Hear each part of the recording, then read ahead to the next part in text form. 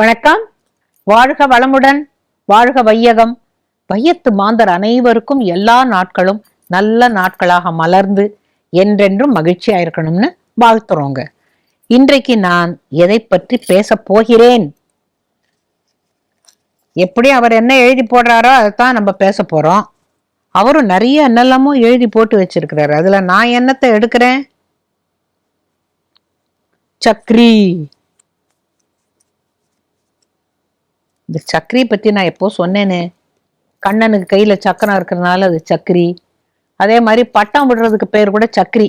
இந்த நூல் சுத்துவாங்களே அதுக்கு பேர் சக்கரி. சக்கரி சுத்துறாம்பாங்க, இந்த மாஞ்சாலாம் பறக்கும், அது சக்கரி. இப்ப இந்த சக்கரி என்ன சக்கரி அப்படின்னு கேட்டாக்கா, சாரங்கன் அப்படிங்கிறவர் என்ன பண்ணாரு, பண்டிகைக்காக குழந்தைகளுக்கெல்லாம் அவரே போய் துணியெல்லாம் எடுத்துன்னு வந்தாரு. ஏன்னா குழந்தைங்களுக்கெல்லாம் பரீட்சை, உனக்கு என்னடா வேணும் உனக்கு என்னடா வேணும் எல்லாம் கேட்டாரு. இந்த குழந்தைகள் கேட்டது, உனக்கு என்னடிமா புடவைன்னு, நீங்க எது வேணா எடுத்துட்டு வாங்கன்னு சொல்லிட்டா நல்ல பெண்மணி. இவர் எல்லாத்தையும் வாங்கிட்டு சீக்கிரமா முடிச்சிட்டாரு. ஏன்னா ஒரே ஆளுங்கிறதுனால மடமடன்னு முடிச்சுட்டு அப்படி திரும்பி பார்த்தார். அவர் வங்கியின் பலகை பார்த்தார்.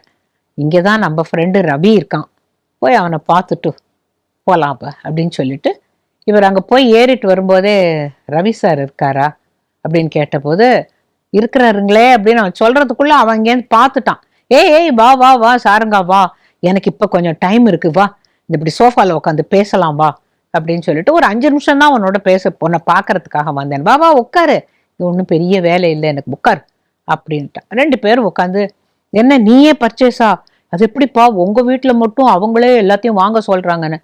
அந்த ஒரு விஷயத்துல நான் ரொம்ப பாக்கியசாலி. ஏன்னு கேட்டா, நான் ரொம்ப சீப்பா வாங்க மாட்டேன், எல்லாருக்கும் நல்லா வாங்கி தருவேன்னு அவங்களுக்கு தெரியும். அதனால அவங்களே என்னை வாங்குன்னு சொல்லிடுறாங்க அப்படின்னு அவன். நீ எப்படின்னு கேட்டான். எங்க வீட்டுல அவங்கவங்க இஷ்டம், நான் அதெல்லாம் எதுலையுமே தலையிட்டுக்க மாட்டேன், நான் ஒரு தனிக்காட்டு ராஜா அப்படின்னு அதை ரவி ரொம்ப பெருமையா சொல்லிட்டு இருந்த பொழுது, ஒருத்தர் அங்கேயும் வந்தார். வந்த உடனே, சார் ரவி சார், நானும் இங்க ஒரு 15 நாளா வந்துட்டு இருக்கேன், நான் லோனுக்கு அப்ளை பண்ணிருக்கேன், நீங்க அந்த பேப்பரை நகர்த்தவே இல்லையே சார். பண்ணலாம் சார், நாங்க என்ன சும்மாவா உட்காந்து இருக்கோம், வங்கி வேலை என்ன சும்மாவா, கழுத்து மட்டும் வேலை இருக்கு சார். எப்ப கேட்டாலும் இதே சொல்றீங்க. நான் 15 வருஷமா இந்த வங்கியில கணக்கு வச்சிருக்கேன், தவிர நிறைய டெபாசிட் போட்டிருக்கேன். இந்த டெபாசிட் வேணுங்கிற போது மட்டும் எல்லாரும் என்கிட்ட வந்தீங்க. எனக்கு இப்ப நான் லோன் அவசரமா நான் தேவைப்படுதுங்கிற பொழுது 15 வருஷமா கணக்கு வச்சிருக்கேங்கிறதையும் கணக்கு வச்சுக்காம இவ்வளவு டெபாசிட் போட்டிருக்கேன், டெபாசிட்டை வித்ட்ரா பண்ணிடுவேன், வேண்டாமேன்னு சொல்லிட்டு உங்கள்கிட்ட லோன் போட்டா இந்த மாதிரி. சார் ரொம்ப குரலை வசதி பேசாதீங்க, எங்களுக்கு தெரியும் நாங்களும் பிஸியா தான் இருக்கோம், எங்களுக்கு எப்ப முடியுமோ அப்ப நான் உங்களுக்கு போன் பண்றேன் சார், அப்ப வாங்க, சும்மா வந்து இது மாதிரி கழுத்த இருக்காதீங்க. அவர் அப்படியே மூஞ்சி வாடி போய், என்னைக்கான உங்களுக்கு இந்த மார்க்க பந்து யாருன்னு புரியும் அப்படின்னு சொல்லிட்டு வெறுத்து போய் அவர் படி விட்டு இறங்கி போறார். மாடிப்படி இறங்கும் போது சாருங்கனுக்கு மனசே பொறுக்கல. எதுக்குடா அவரை போய் நீ இந்த மாதிரி பேசுறேன்னு. என்ன எப்ப பாரு லோன் போட்டிருக்கேன், அதை நகர்த்துங்க சார், இதை பண்ணுங்க சார், இதை பண்ணுங்க சார், எங்களுக்கு வேற வேலை இல்லையான்னு அந்த வார்த்தை மட்டும் சொல்லாத. அவர் என்ன சொல்லிட்டு போனார், நான் ஒன்னும் சும்மா உங்கள்கிட்ட கேட்கல, 15 வருஷமா இங்க கணக்கு வச்சிருக்கேன், டெபாசிட்டும் போட்டிருக்கேன், ஒரு அவசரத்துக்கு லோன் கேட்டாக்க நீ இப்படியா பதில் சொல். அதெல்லாம் ஒரு பெரிய விஷயமே இல்லடா, விடுறா, இதெல்லாம் நான் அது ஒரு மண்புழு மாதிரி. அவர் போய் மேனேஜர்கிட்ட ஏன் சொல்லட்டுமே, ரீஜனல் மேனேஜர்கிட்ட சொல்லட்டும், எங்க வேணா சொல்லட்டும், ஏன்னா யாரும் அசைக்க முடியாது, அசைச்சிருவாங்களா பாத்துக்கலாம். நீ என்ன இவ்வளவு திமிரா பேசுற, ஒன்னு சொல்லட்டுமா, நான் இப்ப இங்க வந்ததே இதுக்குதான் நான் நினைக்கிறேன் அப்படின்னு. என்ன காஃபி குடிக்கிறியான்னு.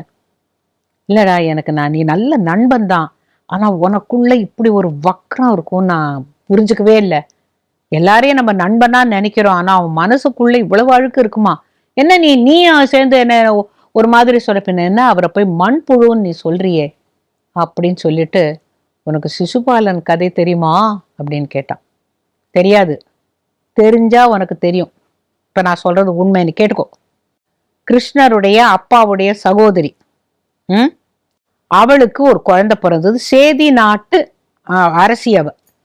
அந்த குழந்தை பிறந்த உடனே எல்லாரும், ஐயோ இப்படி ஒரு குழந்தை பிறந்திருக்கா, இதை அப்படியே ஆத்தோட விட்டுருங்க சார், இது சரிப்பட்டு வராது அப்படின்னு என்னது ஆத்தோட விட்டுடுங்கன்னு சொல்ற அளவுக்கு என்ன அந்த குழந்தைக்கு அப்படின்னு நீங்க கேக்குறீங்களா?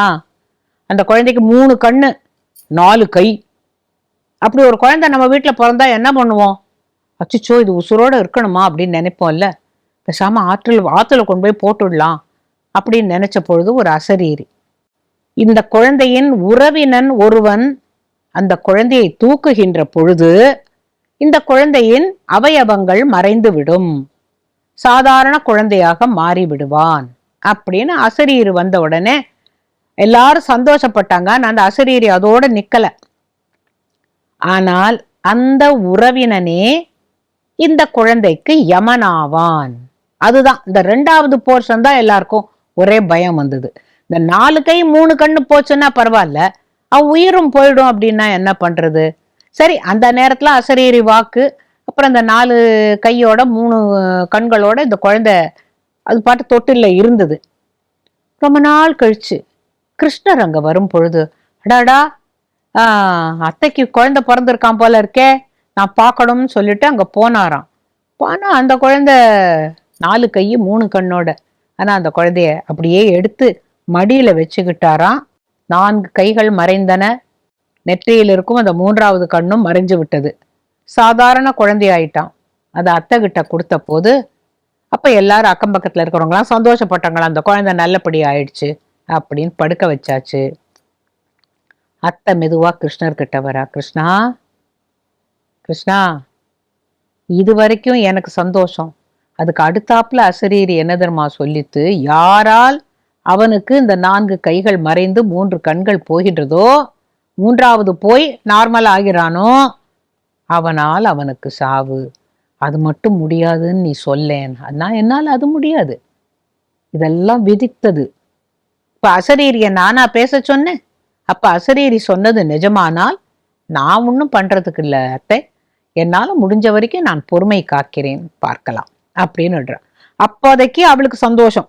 அவன் நானா போய் கொல்லுவேன்னு சொல்லல, பார்க்கலாம் நானும் பொறுமை காட்டுகிறேன்னு சொல்லிட்டான் கிருஷ்ணர்.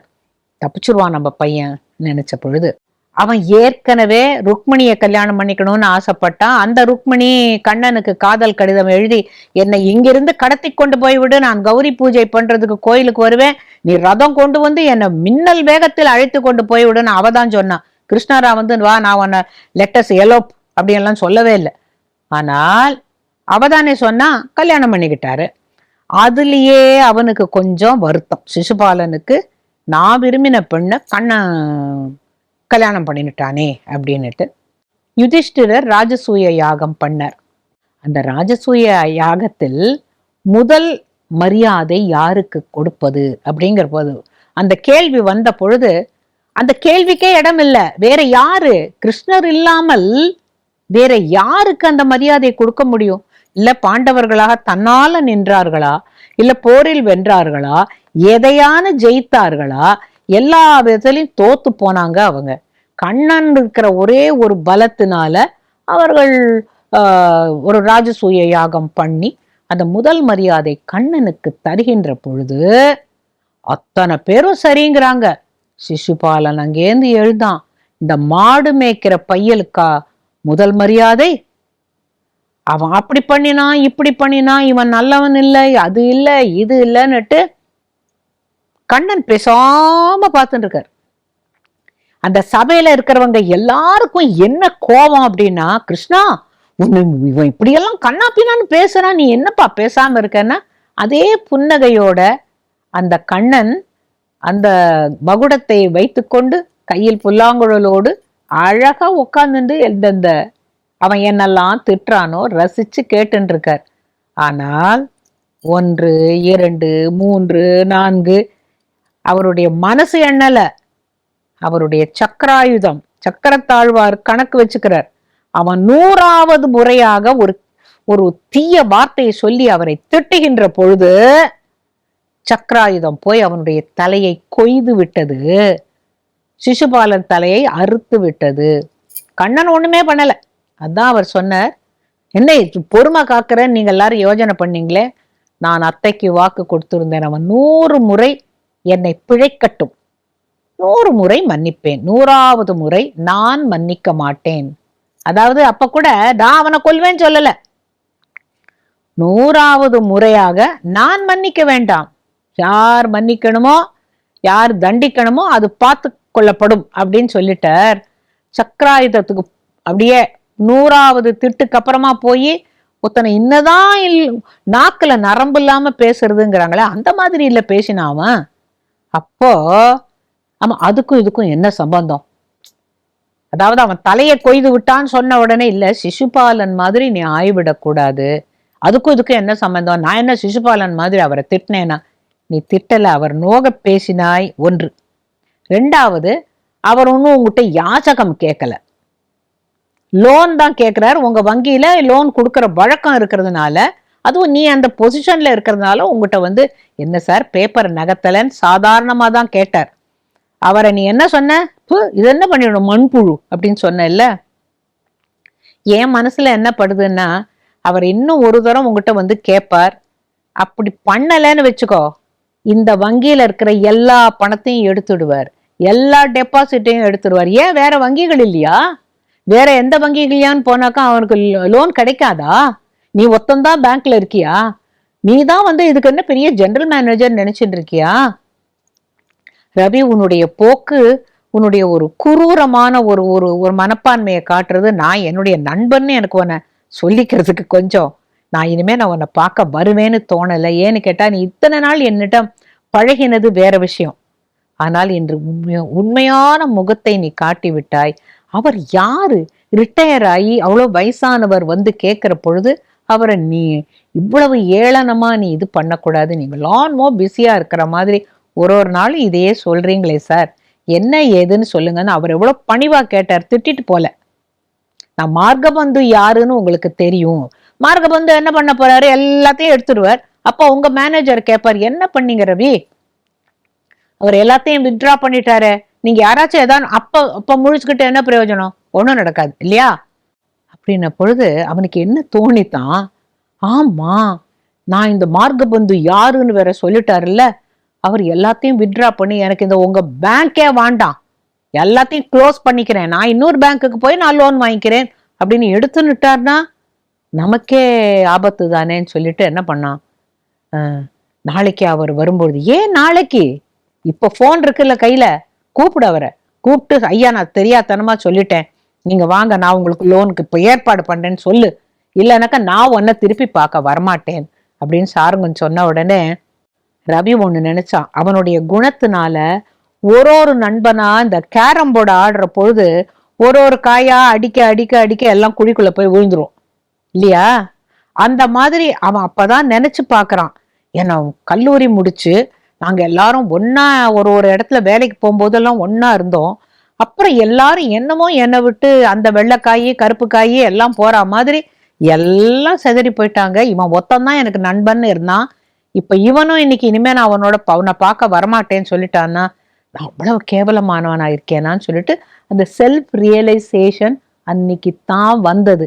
உடனே ஃபோன் பண்ணி, மார்கபந்து சார் நான் ஏதோ ஒரு மூடு சரியில்லாம நான் பேசிட்டேன், நீங்க இப்போ நாளைக்கு உடனே வாங்க, இல்லாட்டா இப்பவே வாங்க, நான் உங்களுக்கு அந்த லோனுக்கு அதை சரி பண்ணி தரேன் சார் அப்படின்னு சொன்ன உடனே, சரிப்பா நான் வரேன் அப்படின்னு சொல்லிட்டு அவர் 3 மணிக்கு நான் வரேன்னு சொன்ன பொழுதுதான் அவனுக்கு நிம்மதியா போச்சான். அப்ப சொன்னானா, அந்த பார், இந்த இடித்து உரைப்பதற்கு ஒரு நண்பன் வேண்டும், ஒரு அரசனுக்கு எப்படி ஒரு அமைச்சர், ஐயா நீங்க பண்றதெல்லாம் கரெக்ட் ஐயா, உங்களை போல உண்டான ஒரு அரசனுக்கு துதி பாடினானா அவன் நல்ல அமைச்சர் இல்ல, இடித்து உரைக்க வேண்டும், அரசே நீர் செய்வது தவறு, இவ்வாறு செய்யக்கூடாது, இதன் பின் விளைவு மோசமாக இருக்கும்னு சொல்ல வேண்டியவன் தான் ஒரு அமைச்சர். அதே போல ஒரு கணவன் தப்பு பண்ணினான்னா மனைவியோட கடமை என்னன்னு கேட்டா இடித்து உரைத்தல் வேண்டும், ஐயா நீங்க இது மாதிரி பண்ணாதீங்க, குடும்பத்துக்கு நல்லது இல்லைங்கிற நல்லதா அவ சொல்லணும். அதே போல ஒரு நண்பனானவன் என்னதான் இருந்தாலும், அவன் எவ்வளவுதான் நண்பனாக இருந்தாலும் தவறு என்று செய்கின்ற பொழுது தட்டி சொல்றதற்கு நம்ம யோஜனை பண்ணக்கூடாது. இங்கதான் நாம எங்கேயோ நமக்கு என்னப்பா அவன் ஆபீஸு அவன் அப்படி விடக்கூடாது. ஸோ யாரானு தப்பு பண்ணினாங்கன்னா அதை சொல்லாமல் இருந்தாலும் ஒரு கோழைத்தனம். நாளைக்கு இது என்ன ஆகும்னு கேட்டா, இந்த பூமரேங் அப்படின்னு சொல்லுவாங்களே, நீங்க ஒருத்தன் தப்பு பண்ண அவனை என்கரேஜ் பண்ணிட்டு இருந்தீங்கன்னா இந்த தப்பெல்லாம் ஒன்னா சேர்ந்துக்கும். பூமரங்னா பார்த்துருக்கீங்களா? இப்படி இருக்கும். அதை நீங்க இப்படி விட்டீங்கன்னா மையின்னு திரும்பி அதே மாதிரி வரும். சக்கராயுதம் மாதிரி. அது எப்படி விஷ்ணு கையில வரும்? இது நேர உங்க குழந்தைகளை பாதிக்கும். உங்கள் குழந்தைகள் உங்கள் கண் முன்னால் அவஸ்தைப்படுகின்ற பொழுது நீங்கள் தவிப்பீர்கள். உங்களுக்கு வந்திருந்தா கூட பொறுத்துப்பீங்க, உங்க குழந்தைங்களுக்கு வந்தா பொறுத்துக்க முடியாது. ஆகையினால தப்பு பண்றவங்களை தட்டி சொல்லணும், தப்பு பண்றவங்க திருத்திக்கணும். இதுதான் இதுக்கு சிசுபாலன் கதை அதோட ஏன் சேர்த்தேன் அப்படின்னு கேட்டாக்கா, சிசுபாலன் கதை மாதிரி தான். 100 தரம் திட்டுற வரைக்கும் அவன் ஒன்னும் பண்ணல. கிருஷ்ணன் உடனே துணிச்சலா பேசினான், துணிக்கப்பட்டான். இதுதான் கதை. ஆக மொத்தம் நம்மளுடைய வாழ்க்கையில இனிய உளவாக இன்னாதவை கூறல் கனி இருப்ப காய் கவர்ந்தற்றுன்னு அவர் சொன்னார் இல்ல, அதுதான். சிசுபாலனுக்கு அவ அம்மா என்ன பண்ணியிருந்திருக்கணும்? நல்லதை போதித்திருக்க வேண்டும். எப்படியும் அவனுக்கு ஏதோ சாவு சீக்கிரமா வருங்கிறாப்புல தெரியும் இல்ல, அப்ப என்ன பண்ணியிருந்திருக்கணும்? குழந்தை நல்லதே பேசுப்பா, நல்லவனா இருப்பான்னு சொல்லியிருக்கணும். இப்ப இதே அறிவுரை தான் எல்லா பெற்றோர்களுக்கும். என்னன்னு கேட்டா, குழந்தைங்க கேட்கறாங்க கேட்கல அப்படிங்கிறது இல்லை. இப்ப எப்படி கரெக்டா சொல்லி தரீங்க? சாப்பிடறதுக்கு முன்னாடி கை கழுவிட்டு வந்தியா அப்படின்னு ஒரு அம்மா கேட்கறாங்கல்ல, அவன் 90 வயசா இருந்தா கூட எங்க அம்மா சொல்லியிருக்காங்கன்னு முதல்ல போய் கை கழுவிட்டு தான் சாப்பிடுவான்.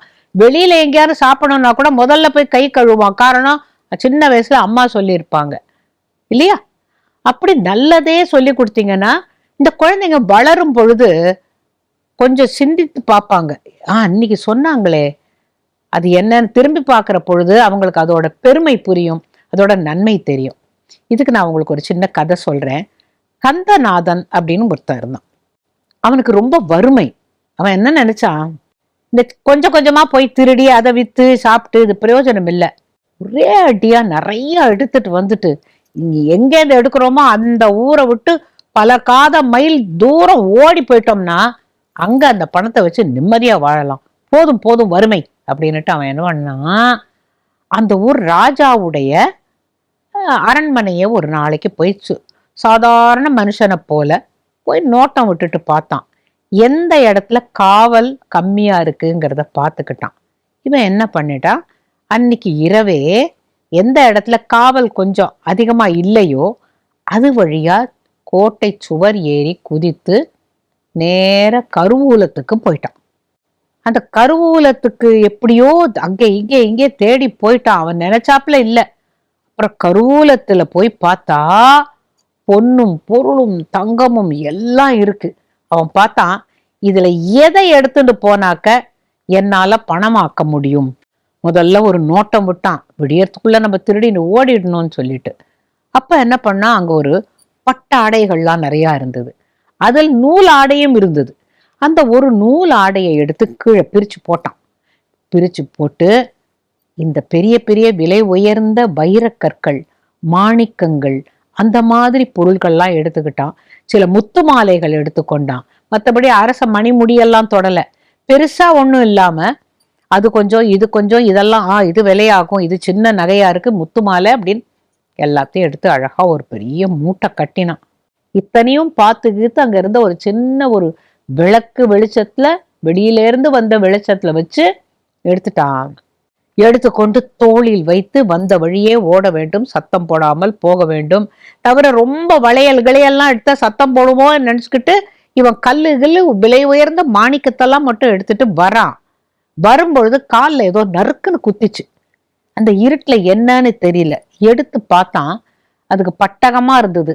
அப்ப இதுவும் ஏதோ பட்டை தீட்டப்பட்ட ஒரு கூர் முனையெல்லாம் இருக்கு, வைரமா இருக்குமோன்னு சொல்லிட்டு சரி இதை போய் மூட்டையை இது பண்ணி போட வேண்டாம், சின்னதா தானே இருக்குன்னுட்டு வாயில போட்டுக்கிட்டான். வாயில அடக்கிப்போம், அப்புறம் போய் எடுத்துக்கலாம், அது என்ன ரத்தனமும் மாணிக்கமும். வாயில போட்டுண்டவனுடைய முகம் மாறிவிட்டது. அச்சிச்சோ, அம்மா சொல்லியிருக்காங்களேன்னு சொல்லிட்டு இந்த மூட்டையை என்ன பண்ணான், அப்படியே கழட்டி கீழே போட்டான். சீச்சே, அம்மா சொன்னதுதான் எனக்கு இப்ப மனசுல உரைக்குது, இது வேண்டாம்னு சொல்லிட்டு இது இப்படியே எல்லாத்தையும் அப்படியே வச்சான். வந்த வழியே திருப்பி வந்துட்டான். அவனுக்கு கொஞ்சம் கண்ணில் தண்ணீர் வந்தது. அந்த நேரத்துல அம்மாவுடைய நினைவு எப்படிடா வந்ததுன்னுட்டு அப்புறம் அதை அம்மாவை நினைச்சுக்கிட்டே போயிட்டான் வெளியில. அம்மா அப்ப இல்லை. வெளியில போயிட்டான், தப்பிச்சுட்டான். அந்த ஊரை விட்டு போலாமா, அங்கேயே சுத்திட்டு இருந்தேன், ஏன்னா நான் தான் திருடலையே, என்னை யாரும் ஒண்ணும் பண்ண முடியாது அப்படின்னு நினைச்சான். அடுத்த நாளைக்கு கருவூலம் திறந்து கிடக்கிறது, எல்லா பொருட்களும் கீழே கிடக்கிறது, யாரோ எடுத்திருக்கிறார்கள், துணி கிடக்கு. சரி, எல்லா விஷயமும் அரசனுக்கு போயாச்சு. அமைச்சர் சொன்னார், யாரோ கருவூலத்தில் நுழைந்திருக்கிறான், ஒரு பொருளையும் யாரும் திருடவில்லை, யார் யார் வந்தாங்க அப்படின்னு பார்த்தா ஒரு காவலாளி சொன்னா, அந்த மேற்கு புறத்து பக்கத்துல நாங்க காவல் இல்லை, ஏன்னா நாங்கெல்லாம் குளிர் காயறதுக்காக இந்த இடத்துல நெருப்பு மூட்டிக்கிட்டு உட்கார்ந்தோம், அப்ப யாரோ போன மாதிரி இருந்தது, ஆக மொத்தம் உள்ளூர்காரன் தான் விஷயம் தெரிஞ்சு போயிருக்கான்னு சொல்லிட்டு அப்படி இப்படி அவனை கேட்டு இவனை கேட்டு ஆளு மாட்டிக்கிட்டான். இப்ப இந்த கந்தநாதனை அரசன் முன்னால் கொண்டு வந்து நிறுத்தினார்கள். அவன் கையை கட்டி கொண்டு நின்னான். நீ கருவூலத்தில் புகுந்தாயா? ஆம். எதற்காக? நான் சிறு கள்வன் அல்ல, களவாடி பிழைக்கணுங்கிற ஆசையும் இல்ல, வறுமையால் வாடின பொழுது எனக்கு பொருள் தேவைப்பட்டது, அடிக்கிறது தான் அடிக்கிறோம், நல்ல பெரிய மூட்டையா அடிச்சு தேட்டை போட்டுட்டு நான் எங்கேயானு போய் பொழைச்சுக்கலாம் அப்படின்னு நினைச்சேன். ராஜாவே கேள்வி கேட்கிறார், அமைச்சரை கையை காட்டிட்டார், நீ பேசாதன்னு. ஏன்பா கந்தநாதா, எனக்கு இதுக்கு நீ பதில் சொல்லணும். நீ வந்த கட்டுக்காவல் மீறி உள்ளே வந்தாய், என்னெல்லாமோ இருந்தது, நீ எதை வேணா எடுத்துன்னு போயிருந்திருக்கலாம், எடுத்து மூட்டை கட்டினாயா? ஆமாம். பின்பு ஏன் மூட்டையை வைத்து விட்டு அப்படியே அவுத்து விட்டுட்டு போயிட்ட, ஒரு பொருளையும் எடுத்துட்டுல, என்ன காரணம் அப்படின்னு கேட்டபோது, அரசே, என்னுடைய தாயார் என்னுடன் இல்லை, இப்பொழுது இறந்து விட்டார்கள். ஆனா அவங்க சொன்னது முன்ன திருடக்கூடாதுன்னு சொல்லியிருந்தாங்க, ஆனா இது வறுமை காரணமாக நான் திருடினேன். அந்த இடத்திலும் என் அம்மா நின்றார்கள். எப்படி தெரியுமா? இந்த கால் அடியில என்னமோ ஒண்ணு குத்திச்ச, அதை என்னதுன்னு எடுத்து பார்த்தேன், எனக்கு இருட்டுல பட்டகமா தெரிஞ்சது, ஒரு கிறிஸ்டல் மாதிரின்னு உங்களுக்கு சொன்னா புரியும், பட்டகம் போல் தெரிஞ்சது, அதுக்கு கூரிய முனைகள் இருந்ததுனால ஒருவேளை இது ஏதான ஒரு மாணிக்க கல்லா இருக்கலாம்னு சொல்லிட்டு வாயில போட்டேன், அது கரைந்து விட்டது. அப்பொழுதுதான் புரிந்தது அது உப்பு என்று. என்னுடைய தாயார் சொன்னார்கள், உப்பு மகாலட்சுமி இருக்கும் வாசம், உப்பிட்டவரை துரோகம் நினைத்தால் 7 தலைமுறைக்கு விளங்காதுன்னு சொல்லியிருக்கிறாங்க. நான் உங்க ராஜ்யத்தின் பிரஜைதான், இந்த உப்பை நான் வாயில போட்டுக்கிட்டேன்ல, அது உங்க உப்பு அல்லவா, உங்களுடைய அந்த இடத்துல உப்பு எப்படி வந்தது எனக்கு தெரியல, என்னுடைய தாயார் தான் உப்பு வடிவத்தில் அங்கே என் கால் அடியில் பட்டிருக்கிறார்கள் தோணித்து, வாயில போடவும் அந்த உப்பு கரையவும் தான் எனக்கு புத்தி தெளிவாச்சு. நான் திருடன்னு நினைச்சு என்ன நீங்க தண்டனை கொடுக்காதீங்க, வேற ஏதாவது வேலை கொடுத்து எனக்கு தண்டனை கொடுங்களே தவிர, எனக்கு நான் திருடன்னு மட்டும் எனக்கு பட்டம் கட்டி என்ன திருட்டு பட்டம் கட்டிடாதீங்கன்னு போது அரசன் அழுதுட்டானா. ஐயோ, அம்மா உப்பு உப்பு வடிவில் நின்னான்னு சொல்லக்கூடிய ஒரு பையனா இருக்கியே நீன்னு சொல்லிட்டு அவருக்கு நிறைய அறிவுரைகள் சொல்லி, சரி நீ எனக்கு மெய்காப்பாளனாக இரு, நீ எப்படி உப்பிட்டவருக்கு துரோகம் பண்ண மாட்டியோ, நான் என் உப்பை சாப்பிட்டு நீ எனக்கு மெய்காப்பாளனாக இருன்னு சொல்லி பிறகு பதவி உயர்வு பெற்று அந்த அரசன் அவனை சிற்றரசன் ஆக்கினான் அப்படிங்கிறது வரலாறு. இப்ப எல்லாரும் கந்தநாதன் மாதிரி இருக்க மாட்டாங்க, திருடினா யார் பாக்குறாங்க, மேல ஒருத்தன் பார்த்துட்டு இருக்காங்கிறத நம்ம யாரும் நினைக்கிறது இல்லை. ஆனா அந்த கணக்கும் எழுதப்படும், தப்பிக்க முடியாது. நம்ம உலகத்துல யாருக்கும் தெரியாம நம்ம எதையோ பண்றோம்னு நினைப்போம், அது குடும்பத்தை தாக்கி விடும். அவனுக்கு அந்த சின்ன கல் உப்பு அவனுக்கு பாடம் கற்பித்தது போல இந்த சங்கரா டிவில நிறைய கதைகள் சொல்றேன். இந்த உப்புக்கல் கதை உங்க மனசுல என்னென்னைக்கும் அப்படியே இருக்கணும்னு நான் நினைக்கிறேன். இதனால நம்ம குழந்தைங்களுக்கு என்ன சொல்லி தரணும், நல்லவை எது சிறந்தவையோ, நல்லவை சிறந்தவை, இவையே சொல்லி தருவோம். இதனால வரும் காலம் நம்முடைய சந்ததியினர் நன்றாக சிறப்பாக செழிப்பாக வாழ்வார்கள். வணக்கம்.